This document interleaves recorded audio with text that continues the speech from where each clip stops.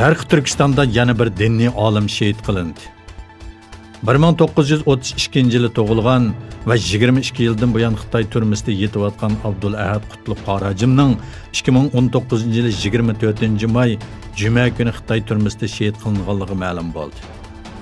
Sharq Turkistonning G'ulji noyisidan bo'lgan Abdul Ahad Qorajim 500 dan ortiq o'quvchi yetishtirgan. Alloh yotgan yerini jannat qilsin. 57 a'zo davlati bor bo'lgan Islom hamkorlik tashkilotining yig'ini Makkada ochildi. Musulmon xalqlar uchrayotgan zulm va kishilik huquq tajovuzchilari muzakkar qilingan yig'inda musulmon bo'lganligi uchun zulm va assimilyatsiyaga uchrayotgan Sharq Turkistonliklarning ahvolining tilga ilinmasligi diqqatni tortdi. 28 may Saudiya Arabiston podshohi Salman ibn Abdul Aziz Xitoy raisi Shi Jinping bilan rayon va xalqaro masalalar haqida ko'rishgan edi. Amerika Mudofaa Ministrligining Xitoyda xumor bo'lishni azaytadigan va tabiatda kam uchraydigan hamda mudofaa texnikasida ishlatiladigan elementlarning yerlik ishlab chiqarishi uchun federatsiyadan xomchot talab qilganligi bildirildi.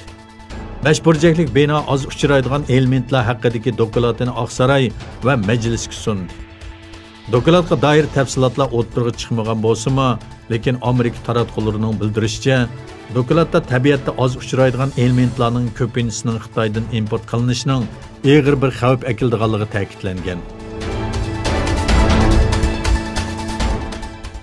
Oqsaroy Davlat bexatarlik majlisi John Bolton Arab Birlashma Xalifaligining Fujayra porti atrofida 4 savdo paraxotiga qilingan hujumning orqasida Eronning qo'li borligiga doir dalillarning Birlashgan Davlatlar Tashkiloti Xavfsizlik Kengashiga sunilganligi bildirildi.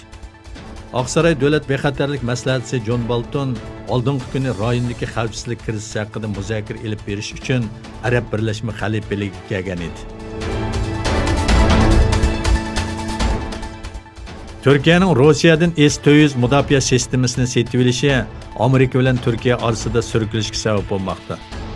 Bu jarayonda Türkiye'nin bu mudofaa sistemasini janubiy qismidagi sohillarga o'rinlashtirishni o'ylashadiganligi o'ttirg'i chiqdi. Bloomberg agentligining 4 manbaga asosan bergan xabarda aytilishicha, Kıbrıs bilan talash tortish yuz berganligi uchun Türkiye bu mudofaa sistemasini janubiy qismga o'rinlashtirishni planlamoqda. Manbalar S-400 uchun faqatla O'rta dengiz sohili emas, balki boshqa joylarning mumkin bo'ladiganligini bildirdi.